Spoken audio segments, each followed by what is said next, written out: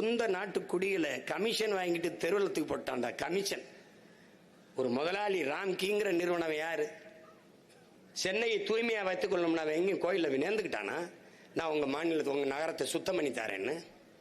எனவே நம்மளால் முடிந்தது பசியோடு உறக்கத்தை தொலைத்து வீதியிலே இருக்கிற நம் மக்களுக்கு உணர்வோடு அவர்களுக்கு அருகிலே அமர்ந்து அவர்களுக்கு உறுதுணையாக நிற்பதை மட்டும்தான் இப்போது செய்ய முடியும்.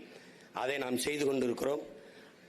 நியாயமான கோரிக்கையை வைத்து தனியார் மயமாக்குவதை நிறுத்த வேண்டும். எல்லாவற்றையும் தனியார் மயமாக்குவது என்பதை ஏற்க முடியாது. பன்னெடுங்காலமாக ஏறக்குறைய 1/4 நூற்றாண்டுக்கு மேலாக பணி செய்து வந்த நம் தூய்மை பணியாளர்களை தனியாருக்கு தாரை வார்த்து கொடுத்து அவர்களை ஒப்பந்த கூலிகளாக்கி வெளியேற்றி விடுவார். இதில் கொள்கை முடிவு என்று அரசு சொல்வது எவ்வளவு பெரிய ஏமாற்று. கொள்கை முடிவா கொள்ளை முடிவா? இது எப்படி? இது மக்களை குடிக்க வைப்பதில் டாஸ்மார்க்கில் அரசு கொள்கை முடிவு எடுக்குது, கடையை மூட முடியாது என்று. மக்களின் வாழ்க்கையை பறிக்கிற, வாழ்வாதாரத்தை பாதிக்கிற ஒன்றை அரசு கொள்கை முடிவுன்னு சொல்லுது. எப்படி?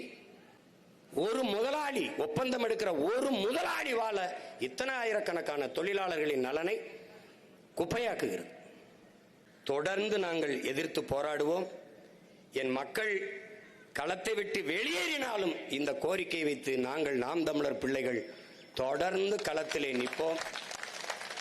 நீங்கள் இந்த தனியார் ஒப்பந்தத்தை ரத்து செய்த மக்களுக்கு பணி நிரந்தரம் கொடுத்து செய்யவில்லை என்றால் ஒரு நாள் தமிழ் தேசிய அரசு, நாம் தமிழர் அரசு மலரும்.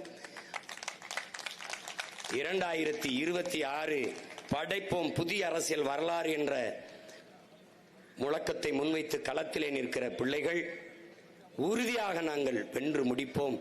அன்றைய மக்களின் துயர் துடைப்போம், கண்ணீர் துடைப்போம். இந்த உறுதியை பசியோடு போராடி கொண்டிருக்கிற எனது அன்பு சொந்தங்களுக்கு இந்த மகன் கொடுக்கிறேன். அரசு இந்த கோரிக்கையை ஏற்கவில்லை என்றால் மீண்டும் மீண்டும் களத்திற்கு வந்து மக்களோடு நின்று கோரிக்கை நிறைவேறும் வரை போராடுவோம் என்கிற உறுதியை அளிக்கிறேன். நன்றி, வணக்கம். நாம் தமிழர்.